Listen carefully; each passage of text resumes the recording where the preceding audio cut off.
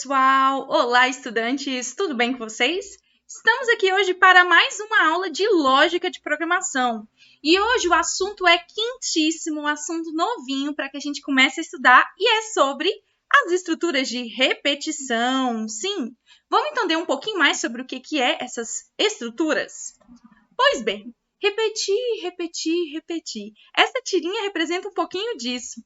Olha lá, a gente tem, um senhor caracol que diz: minha vida está sempre se repetindo, Mauro.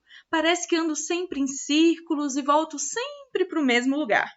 Aí, o companheiro diz, o Mauro: grandes astros passam por isso, tipo quais? Planetas, por exemplo. Então, sempre é aquele processo de repetição, como a própria volta que a Terra dá em torno de si mesma. Então, essa questão de repetir é algo natural e é presente, inclusive, em diversas situações, como eu disse aqui dos planetas, como na organização das suas atividades diárias, atividades que se repetem. Então, isso é muito comum que aconteça, seja na natureza, seja na nossa vida, em qualquer lugar a gente pode ver coisas que se repetem. E daí a gente chega em repetições relacionadas à programação. Repetições são a base de vários programas, porque quanto mais os nossos programas vão ficando maiores, mais complexos, é importante que a gente possa utilizar a mesma parte de um programa várias vezes.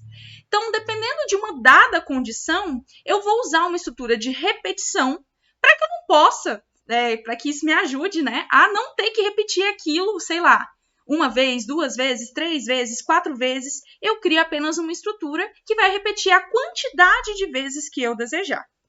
Pois bem, então um exemplo aqui para vocês verem na prática. Se a gente quisesse imprimir 3 números na tela, por exemplo, imprimir o 1, o 2 e o 3, a gente poderia escrever um programa desta forma que está aí para vocês na tela, que é a forma que a gente já aprendeu, mais convencional. Então, print 1, print 2, print 3. Ou, por exemplo, se a gente quisesse de imprimir de 1 até o 3, a gente poderia atribuir, por exemplo, os valores dentro das variáveis, também é uma forma, que seria um outro tipo de solução. Então, seria o x é igual a 1, aí eu imprimo o valor de x, que nesse caso é 1. Depois eu vou lá, atribuo o valor de x para 2.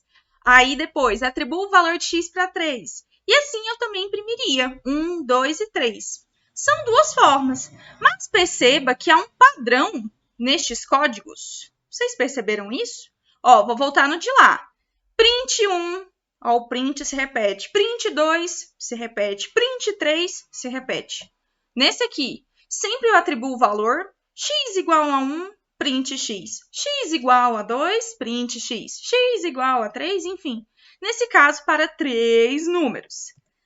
Mas temos outra situação. Nesse caso, a gente estava lá atribuindo valores, mas sem incrementar o valor de x, Então, a gente estava x1, x2, x3. Aqui a gente pode fazer assim, Começa com 1 e depois o x é igual ao valor dele mesmo mais 1. Aí, imprime na tela.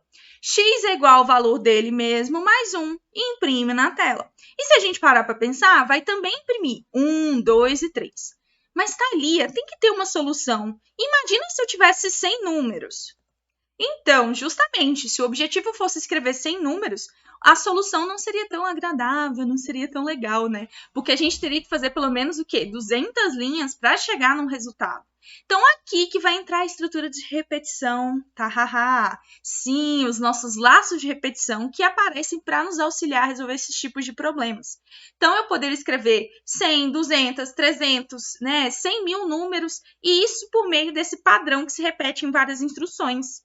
Então, como nós podemos resolver isso? Existem estruturas para isso, Assim como as estruturas condicionais são feitas para resolver alguns dos problemas que nós temos computacionalmente, por meio dos algoritmos, Então, a gente viu estruturas condicionais e tem as estruturas de repetição, tudo bem?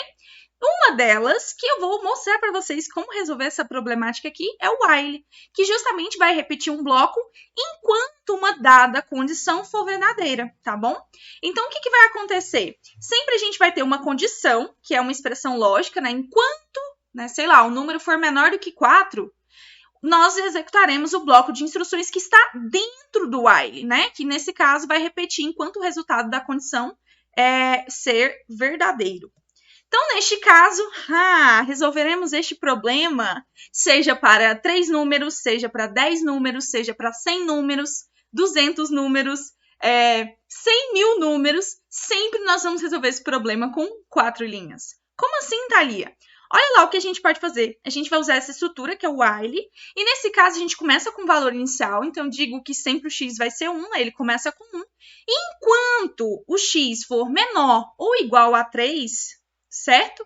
Então, o que acontece? Ele vai imprimir na tela. E depois que ele imprime, ele incrementa. Então, ele vai pegar o valor que x tinha ali inicialmente e somar sempre com mais 1.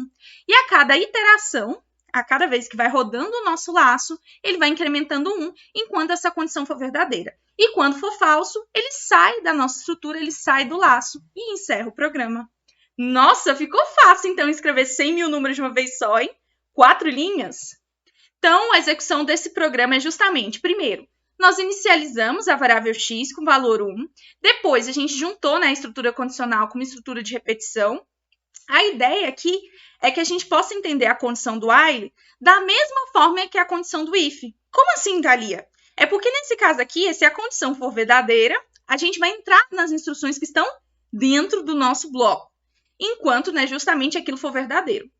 E aí, sempre vai imprimir, nesse caso, a primeira vez que passar o nosso código ali, a gente vai ter o x é 1, certo? E aí, depois, esse valor de x ele vai ser acrescentado em 1. Nesse caso lá, o x valia 1. E aí, o próximo caso é x é igual a x mais 1. Então, nesse caso, 1 mais 1, 2. Então, este novo valor será atribuído ao x. E assim sucessivamente. Então, a execução ela não vai acabar ali na linha 4, né? Então, o que acontece? Ele vai retornar para o passo 2. Porque a gente tem esse parâmetro que é verificar sempre qual é o valor do x. Então, 2 é menor ou igual a 3? Sim, então por isso eu volto para a linha 2 sucessivamente e até chegar a uma condição de parada, que é quando essa condição for falsa. Por exemplo, se o x valer 4, 4 é menor ou igual a 3? Não. Então, assim, ele termina a repetição do meu bloco e encerra o programa. E aí, a gente pode, por exemplo, como eu falei para vocês, modificar o mesmo código para exibir os números de 1 a 100. Então, se eu quisesse exibir de 1 até 100, sucessivamente, era só mudar ali no while. Então, se o x agora não vai ser menor ou igual a 3, mas sim menor ou igual a 100. Então, por exemplo, a gente executaria, neste caso, imprimindo os números de 1 a 1 até 100 e fazendo o nosso incremento através lá da última linha, que é o x, que é igual ao x mais 1. Então, sempre vai somando 1, temos então o nosso código bonitinho. E é claro, muito mais fácil, muito melhor do que escrever print 100 vezes, né? Espero que vocês tenham gostado desse vídeo e se preparem, porque a gente vai conhecer todas as estruturas condicionais que fazem parte do Python e vão nos ajudar neste fantástico mundo da programação. Tchauzinho!